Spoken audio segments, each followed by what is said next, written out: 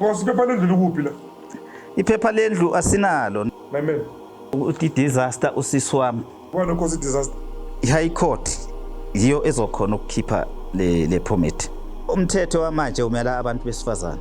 Ngiyangisabe ukuthi akangafika emaphoyiseni afike athi ngimhlukumezile. Namhlanje ke ngivakashele kunobaba othize la. Ngiyambusha mina like this morning ukuthi no story sakhe cannot wait. Yeah.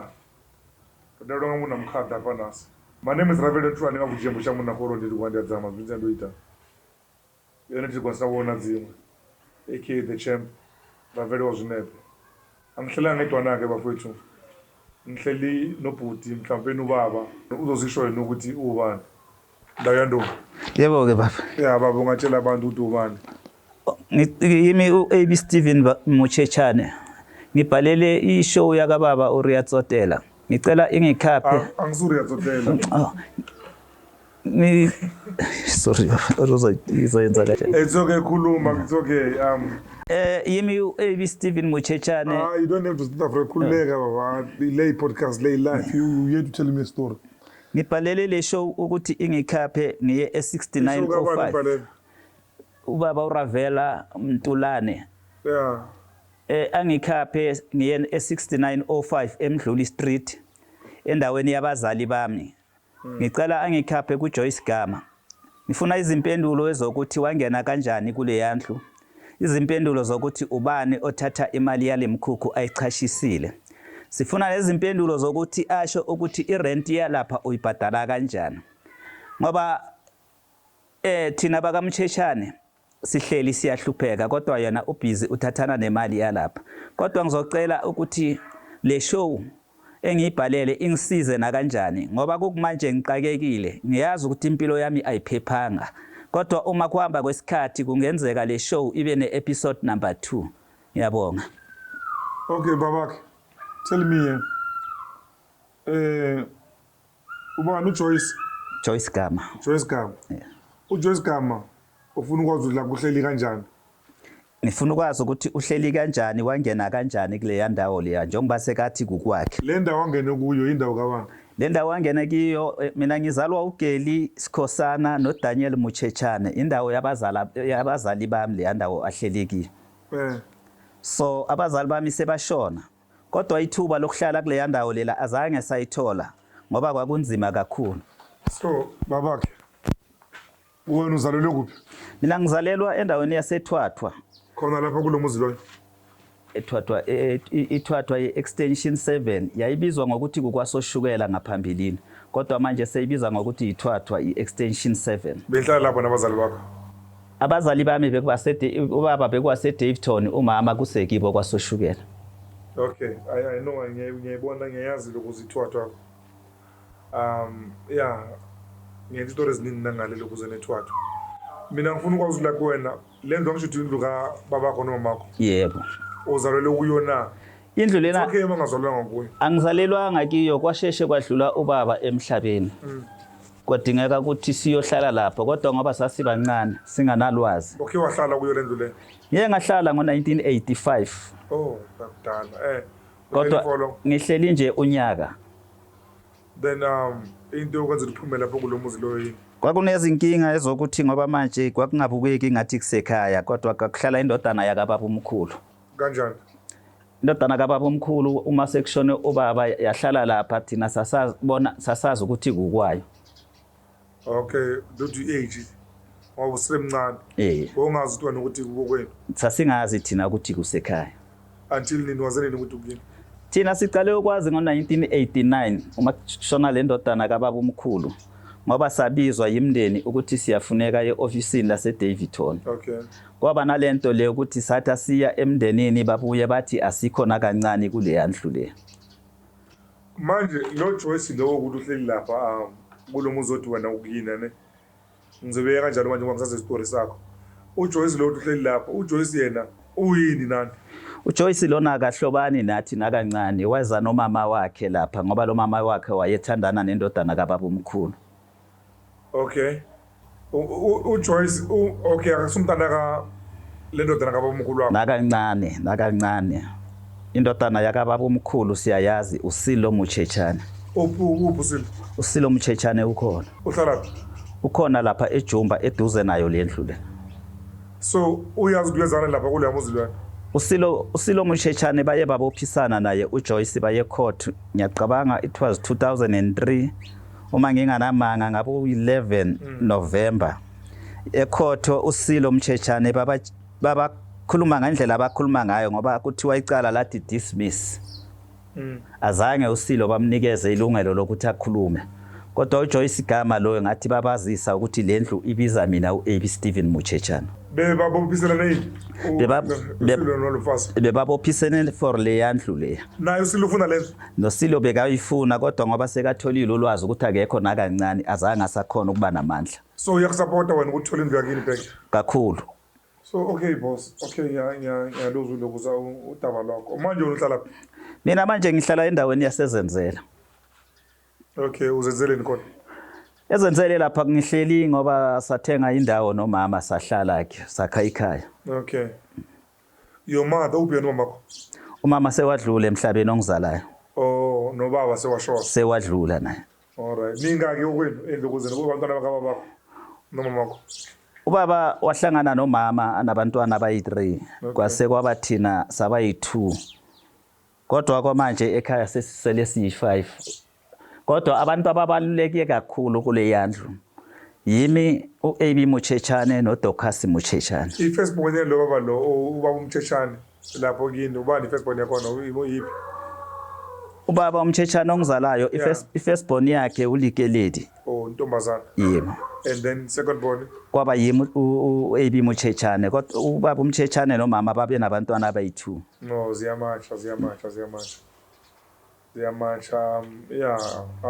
So I want any proof ukuthi lapha kuyini maybe iphepha or something. Yebo amaphepha akhona lana ukuthi udadewethu wathatha iID ngale yandayo leya. Let me see amaphepha waphethe. No sukila ake ngale nto lapha phansi la sukila ngigijima la. Kanti sihambela ubala nje na ukhuluma into engekho bese abo West Bank yebo ke yini manje West Bank njenge West Bank lephepha leli le West Bank kwakuyiphepha le will yayidika bani le William iwill eyashiyeka kumama kodwa yayisayinelwe umama yasayinelwa mina yasayinelwa noDocas Mutshechane. Iwill ishiye umama kushiyelwe iwill ushiyele iwill ushiye iwill orushiyelwe iwill umama washiyelwa ubaba iwill ngoba ubaba wayesebenza efemini iCoromant le emanje eseyiSunvic. Okay uyitholile imali lokuza imali yakhe azange ayithole nakancane umama wahlupheka azange athole lutho. Ngiyabona iwill lana Nkosi yami uhleli phezulu kwemali ke mfana nami la kumele ukhuphuke nakhona uyoclaim la oseniclaimile sayiklema ngo2004 kodwa icala nje azange lahamba laphelela emoyeni. Alright, okay, I see ane lena icopy ID ka Docas Mutshechane Docas Mutshechane ifirst born yakababa bana libatswana musibomtshechane yebo leni libakhatla libarolongo libatswana bafini abatswana bakhatla okay. Alright, yes siyaqala sengena kuyo ke manje nayifika kunefika la ifika yami ifika le yewili le fika docs requirement. Okay, please bring your ID and proof of resident into your Standard Bank but no, I see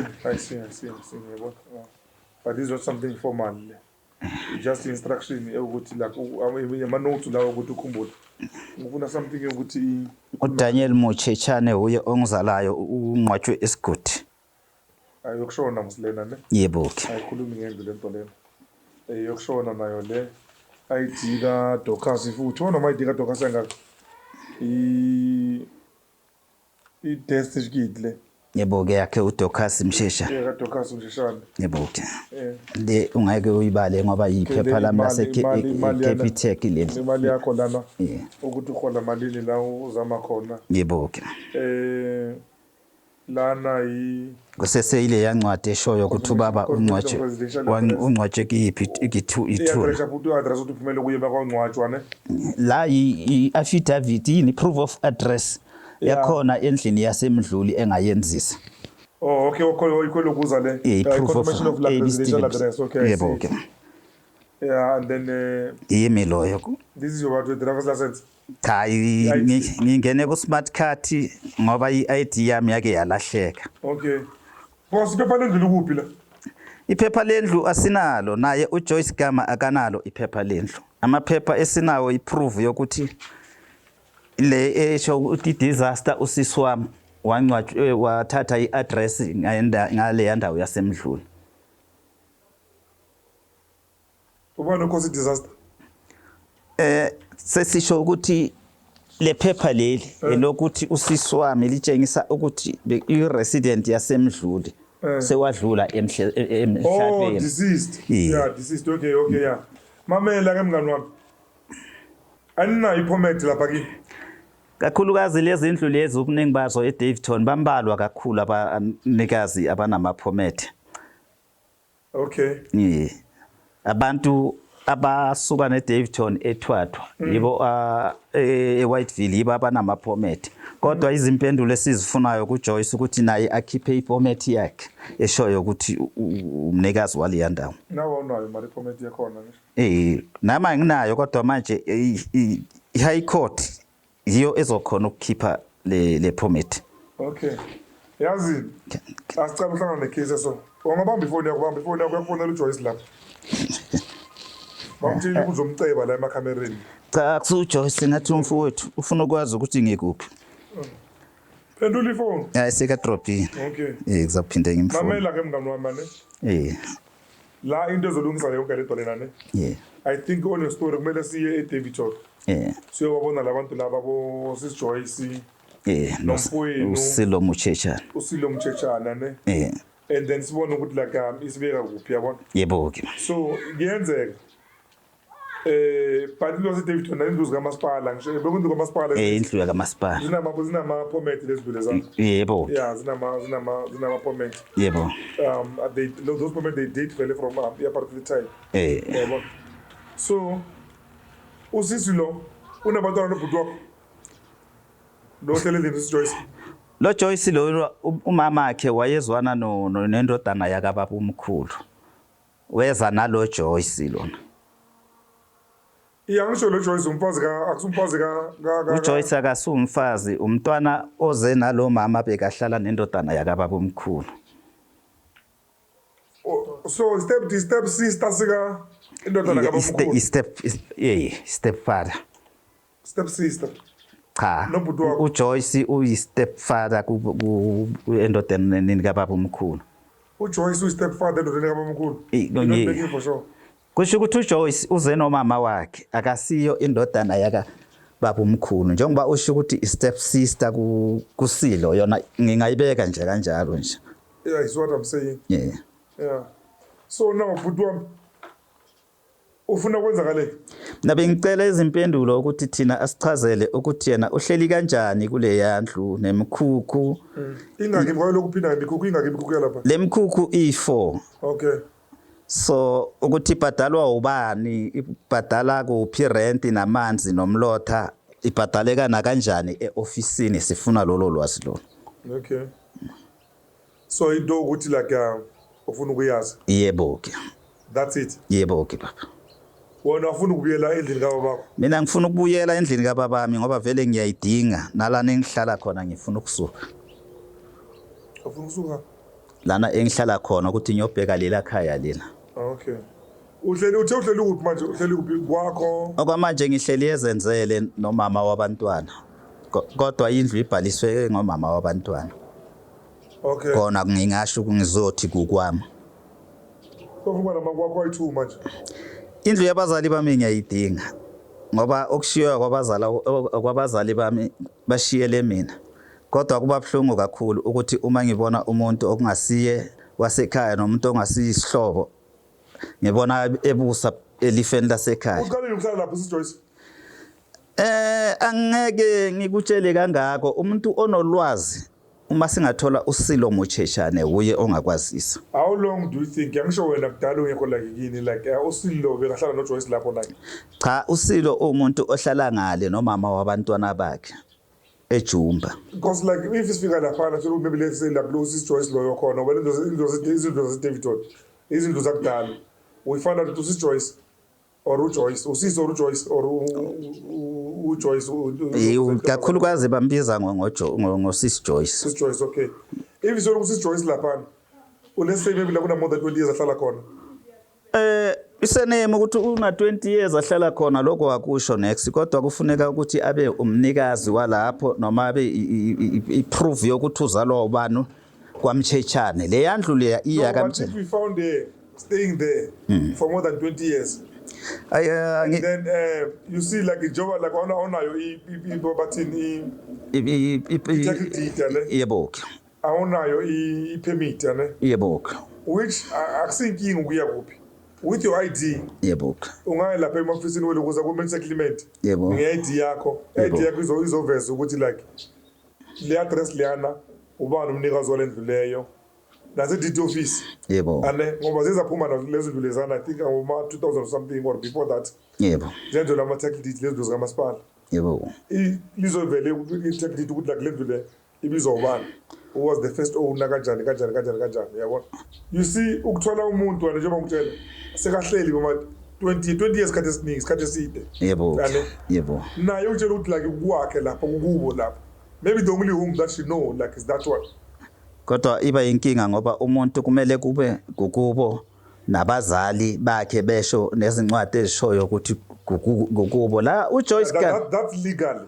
uJoyce Gama akasuki kude nakuleya ndawo le. uJoyce Gama usuka from house number 4.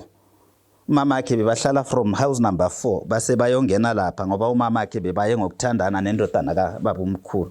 Yeah, mara you see my brother, you saying ukuthi wena like you know ukuthi uJoyce usuka kuphi ane ahamba nobani but you don't know ukuthi ube lapho isikhathi singakanani like roughly you don't know. Yeah yena ngoba but it's fine okay yena ngoba ke umuntu esingashokwe ukuthi uzokhona ukuqhaza kabanzi uSilo Mucheshane uye omazi kakhulu ngoba basemaduzelana. Okay it's fine ke uthi ese Davidton wani lapho 6905 uMdluli Street iDavidton like area nekuphi area iDavidton nje ngingabala ukuthi le area leya emashanganeni nisemaXhoseni le area leya ngikhumbuli kahle kodwa iseduze neLosmayshiri. Awukwazi nokuthi ngini kuphi ungangenzi istory sama cha baba you don't know ilokuza iseduze neLosmayshiri ikhona indawo ulapha ngakuma traffic cop leyo ndawo yonke ibizwa ngeLosmayshiri kodwa le ndawo kaSilawe lipi njengoba ngisho ukuthi iseDavidton kodwa le area le ngathi ihlangane neLosmayshiri kahle babiza ngokuthi kufanele lapha kokwenu baba njengoba ngisho ukuthi ngiye ngahlala ngo1985. So wahamba nini waphuma nini lapha endle lapha ngasuswa ukuthi manje umama waye kwaNdebele ngayofunda isikolo kwaNdebele. Wasuka nini bavale ngaye u1985 kodwa 1985 that's long tall years. Abantu bakini solo komove lapha from 1985. Azange ke sihlale lapha njengoba ngibala ukuthi ithuba lokuhlala nabazali lapha azange laba khona. Njengoba ngibala ukuthi le So you only stayed there ngo84. 85. Uhlale ngo85? Yebo but waphuma ngo85 futhi. Nganginenkinga yokuthi ngangingakhoni kuba namandla okufunda ngaya kwaNdebele ngoba bengifuna ukuyofunda le umama akwaNdebele. So uhleli lapha wena maybe like a couple of months or maybe a couple of weeks. Yeah lapha ngihleli mhlambe 3 months kodwa udade wethu lo udisaster lo uDocas Mucheshane uye umuntu ohleli isikhathi eside ke lapha. Udade wethu wafika lapha ngabo 1985. Ngiyacabanga ukuthi uhambe lapha ngabo 1987. Uhleli 2 years. Hey. My man. Kubantwana bakini kahle none of you ukuthi la kuyohlala lapha more than maybe like 5 years. Azange silithole ithuba lokuhlala lapha.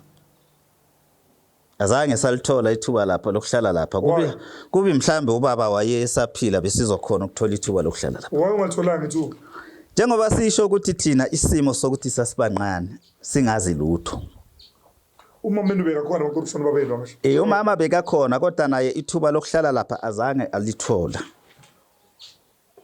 uma singathi kuwe lento iyahambisana nesimo sobandlululo baningi abantu abathathelwa izindawo ngendlela engemthetho no angikuphikisi ukuthi indlu yakini ihlela umuntu ukuthi akusi akumelanga la kube la kabe khona or like iyayijekiyo anyway the recent ebathini term ne ngendlela ukuthi yayijekwe ngayo ne but then again I also need to understand like specifically into ukuthi yani like remove lapha yipi you understand because babushonile yes mara kunomama and ibenina kunabantwana bakini like lapha ya yebo yabona kwande manje yakwandebele ngiyizwe indaba yakwandebele mara kwande yini into beyilande kwandebele la bengekho inkinga yokuthi umuntu azaze ayofinyelela kwaNdebele kwakunale inkinga leyo ukuthi njengoba ngibala ukuthi thina sakhulela kwasoshukela esikhatini esiningi la isiza la khona kwakudingeka ukuthi uma uzofunda esikolweni uze la eDavidton kwakunebus kumele libhadalwe njalo manje umama wayengasebenzi nathi kwakungekho la singathatha khona imali yokugibela yingakho ngakhosa ukuthi ngishone le kwaNdebele ngingabala kakhulu kazi ukuthi impilo yakamama yayinzima kakhulu ukuthi le ndawo angahlalanga kiyo nale ndawo esasihlala kiyo ebizwa ngokuthi kwamashonisa nakhona kwakungasimnandi ngoba kwakudingeka ukuthi awuhlala kwamashonisa ube umuntu osebenza eplazini ilanga leli ngisho kwamashonisa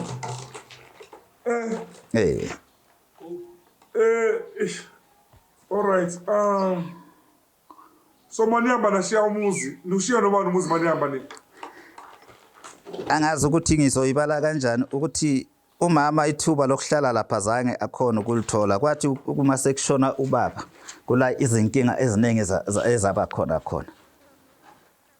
yeah inkinga siphila nenkinga kukhuluma inkinga mina nawo manje ngasikhona yabo and most of inkinga 97% inkinga esazo mhlawumbe trust me yebo is great white yebo okay siyabantu yabona that's why so now my question is maniyamba lapha nishibani nje kodwa lapha njengoba ngibala ukuthi indlu yayihlala umama kaJoyce cha umama kaJoyce lo umuntu ofike late umama kaJoyce lo wayehlala endlini yes4 ukusuka lapha ukhona ubaba wayehlala naye ngaphambilini ebebathi ugama nisho ugama leni cha ugama lo wayengahlali kule yandlu le sesibala umama kaJoyce ukuthi uze kanjani kule yandlu umuntu ongakhona ukuchazela ngako konke njengoba ngisho ukuthi asingathola uSilo Muchechane uye ongakhona ukuchazela ngako konke awusazi nokuthi nashiya abantu lapha endlini kahle kahle lapha njengoba ngithi mina 1985 angisuka lapha udadewethu wayelapha wayelapha abambe nje ipiece job kwenye ishop ngale ngase mall lapha shop nje kwakuthengisa nje lama shop wakudala waselokishini yeah it's fine you can if kunento ofuna ukuyeda mhlawumbe before ngivalo ngaeda mara mangabodle kwazwakala nakhona like ya khona ngikhulumile sizawubona uma kwamba kwesikhathi maybe kungenzeka kube neepisode number 2 sizobona ukuthi kwenzakalani kodwa leyo episode number 2 uzodingeka ukuthi nayo isebenze kakhulu ngiyabona kumele bayisebenzele phezulu something yebo ke yeah we need nokusebenzela phezulu kwani yabo yebo ke ba but na kanjani sizoza maybe like njengobusho you don't have amanzi awento eziningi yebo ke mara lo mntana kabamkhulu wakho uyazi na wayena uSijoyce like uyazi she will tell us like le story yabo yebo ke yana kungcono ngoba uyazi ukuthi ikhotho seyibazisile ukuthi abekho bayithula lapha kule yandlu uhleli uyazi unolwazi uhleli lapha uyazi unolwazi kodwa mina into engiyisabayo ukuthi ngifinyelele lapha ngingene emagcekeni ngiyengisabe ukuthi akangafika emaphoyiseni afike athi ngimhlukumezile mhlambe njengokuthi ngithi ngidinga le yandlu mhlambe afike athi ngimhlukumezile ngimlwisile so mina ngingagcine sengiboshwe okay ngoba umthetho wamanje umela abantu besifazana right, okay, it's fine my brother, we'll accompany you. Sizohamba nawe. Sizobeka ilanga mhlambe kusasa or like next week. Sobeka ilanga mara then la kuyiyo. Yebo-ke baba. Hayi ngingabonga kakhulu. Ndawo yandulo. Cishe kuzwakele. Istory sika baba njengoba nizwela babukeli. It's one of those that they date way back. I-antique le. Phecelezi i-Rolex. Uvusa amanxiwa la. Yazi baba soloko ahambe kudala la khona lapha athi kubo khona. Nokuthi akahlala nokuthi akahlala ngokuya kuphi. Kodwa mara into manje ise imbize ekhaya emzini kababa. So now into ukuthi noma seyilandelelwa aphinde futhi naye uSis Joyce azwelwe mangaba naye kudala ukuthi uhleli lapho yabona. But anyways nama ngazi ukuthi kuzenzakalani masifika laphana. I don't know much nokuthi wahlala kanjani lokuza uSis Joyce njengoba naye kuba bangazi ukuthi like bekwente njani ubuya kuphi yane. Sesizozwa like sonke mina nani babukeli ukuthi lesimo lesifike kanjani lapho sikhona. So David John eriyeni ukuthi angiyazi ngoba naye akalazi kahle lenje kawa bakhe mara une address. But we coming. Ravelo ozwa, Ravelo abana beyiwe. Over and out. I'll see you on the next one. Salute.